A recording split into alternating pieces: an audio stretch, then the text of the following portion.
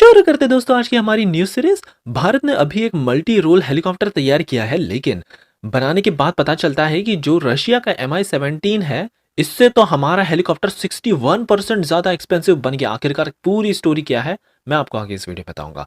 Indian army वैसे तो चाहती है कि future ready combat vehicle deploy कर दे, जो कि काफी एडवांस फीचर से लैस होगा, लेकिन यहां पर ताज्जुब की बात तो यह है, ये इनको तो अभी तक फीचर्स ही इन्होंने फाइनलाइज नहीं किए कि क्या क्या फीचर्स चाहिए, जिसके चलते T-72 टैंक्स, जो ये पुराने रशियन टैंक्स है, इनको और 5 साल हमको यूज करना पड़ेगा, वरना इनको रिटायरमेंट का प्लान अभी चल रहा था।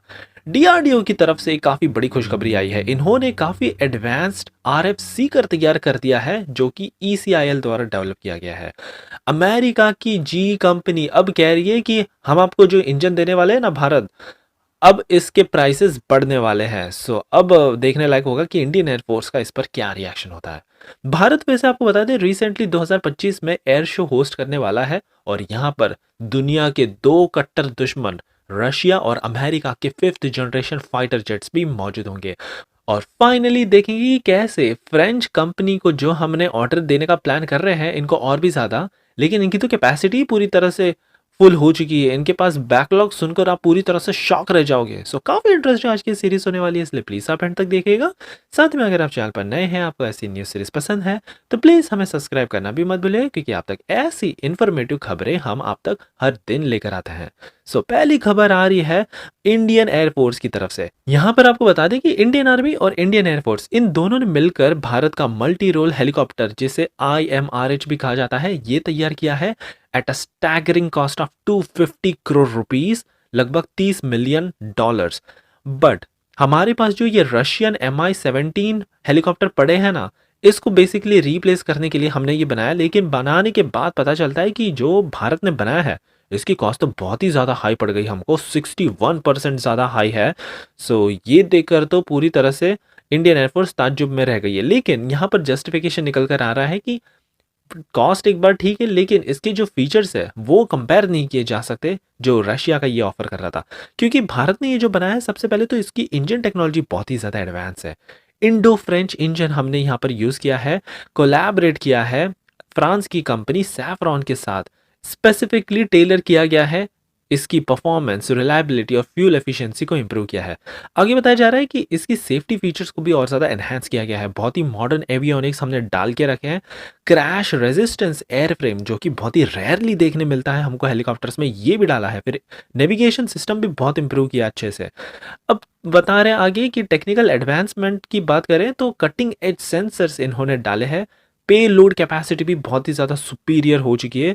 और सबसे बड़ी बात, ये इनिशियल कॉस्ट थोड़ी हाई है, लेकिन एक बार भारत इसका मास प्रोडक्शन स्टार्ट कर दे तो कुछ सालों बाद ये और भी ज़्यादा सस्ता पड़ने लग जाएगा। So basically economy of scale के बाद हमको ये काफ़ी अफोर्डेबल लगने लगेगा। बट ये एक बहुत अच्छी बात है कि भारत ने फाइनली ये सारी रिक्वायरमेंट इंडिजिनस टेक्नोलॉजी से ही पूरी कर ली, और अब रशिया पे भी ये जो थोड़ी निर्भरता थी MI-17 हेलीकॉप्टर्स की, ये भी पूरी तरह से अब खत्म होने वाली है।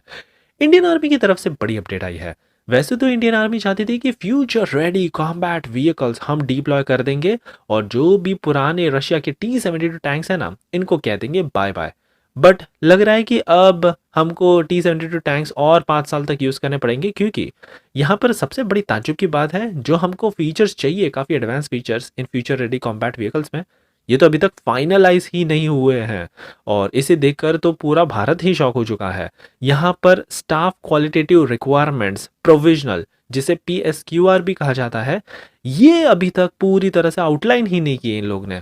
सो डेवलपमेंट की तो दूर की बात है। यहाँ पर वैसे बस बोल के रखा है कि एडवांस टेक्नोलॉजी होगी, सुपीरियर मोबिलिटी होगा, enhance survivability, lethal fire power, लेकिन जो पैरामीटर्स सेट करने थे वो अभी तक इन्होंने किए ही नहीं। सो इसी रीजन के चलते अब मोस्ट प्रोबेबली T-72 टैंक्स की फ्लीट को ही हमको अपग्रेड करना पड़ेगा। यहाँ पर आर्मी ने खुद कहा है कि हम अपग्रेड करेंगे, इसमें थोड़ा बेटर इंजन डाल देंगे, thermal imaging, fire control system और डाल देंगे, सो दैट ये रुके ना, और 2030 तक हम कैसे भी करके इसको यूज करते रहे, तब तक हमारा फ्यूचर रेडी कॉम्बैट व्हीकल तैयार हो जाएगा। DRDO की तरफ से एक बड़ी अपडेट आई है। यहाँ पर DRDO ने सक्सेसफुली इंटीग्रेट कर दिया है भारत का इंडिजिनस रेडियो फ्रिक्वेंसी सीकर हमारी long range anti ship missile में। और ये आपको बता दें बहुत ही एडवांस्ड मिसाइल सिस्टम में यूज़ होने वाली टेक्नोलॉजी है। वैसे तो ये सिस्टम थोड़ा सिमिलर है ब्रह्मोस क्रूज मिसाइल वाला, लेकिन ये जो RF सीकर हमने बनाया है ना, state of the art feature से लैस है, बहुत ही अलग है।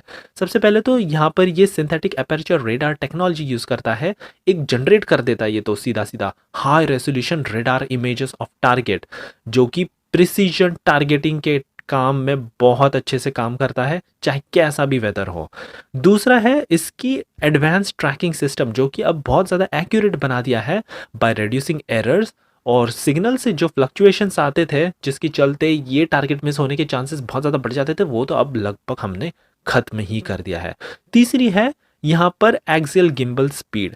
अब यहाँ पर बताया जा रहा है कि 2 एक्सेस वाला एक गिम्बल सिस्टम प्रोवाइड किया है, इससे हाई स्पीड मिसाइल को भी हम कंट्रोल कर सकते हैं इजीली, और साथ में किसी भी टारगेट को इजीली एंगेज भी किया जा सकता है। सो ये एक बहुत बड़ी डेवलपमेंट हुई है रेडार के मामले में। हमारी अगली खबर आ रही है अमेरिकन कंपनी जी की तरफ से। अब ये तो मुंह उठाकर सीधे भारत को बोलने चले आए कि आपको हम जो इंजन बेचने वाले हैं ना, GE404 आपके तेजस MK2 फाइटर जेट, जो अपकमिंग फाइटर जेट होगा, इसका कॉस्ट हम बढ़ाने वाले हैं। अब कितना बढ़ाने वाले हैं ये तो अभी तक क्लैरिफाई नहीं किया गया है, लेकिन हाँ हेड्स अप इन्होंने जरूर दे दिया है। आपको बता दें कि ये बहुत ही ज़्यादा एडवांस इंजन है, 98 किलो न्यूटन थ्रस्ट जनरेट करता है। वैसे भी पहले हमारा जो तेजस MK1 है, इसके इंजन की डिलीवरी तो ऑलरेडी इन्होंने डिले कर ही दी है, जिसमें जी का 404 इंजन यूज़ किया जाता है।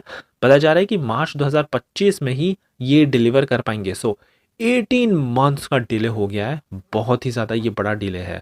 सो अब डिफेंस मिनिस्ट्री ने एक पूरा कमेटी फॉर्म कर दिया है, डिफेंस सेक्रेटरी, जो कि रिकमेंडेशन देता है कैपेबिलिटी डेवलपमेंट करने के लिए फॉर इंडियन एयरफोर्स। और यहाँ पर 3 क्रिटिकल फाइटर जेट्स पर हमारा सबसे बड़ा फोकस होगा।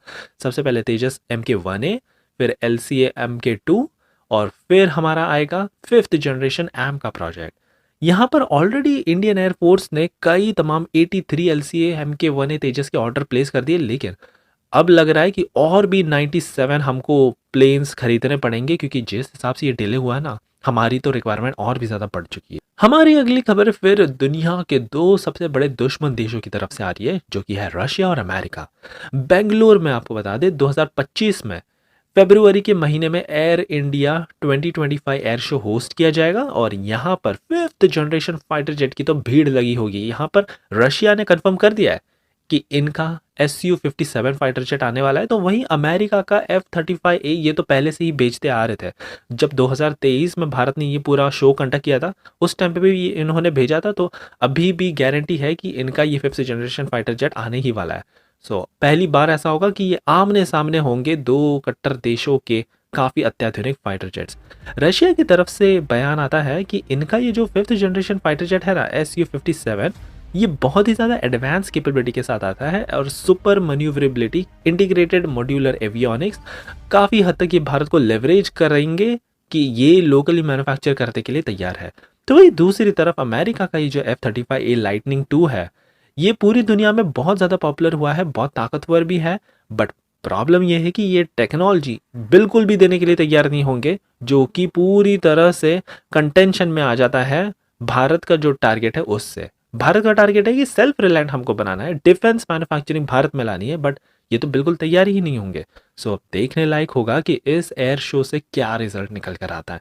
आई होप कि आपको आज की ये सीरीज पसंद आई हो, और एज यूजुअल प्लीज़ एक लाइक करना मत भूलिएगा, आपका ऐसा ही कमाल का सपोर्ट दिखाते रहने के लिए।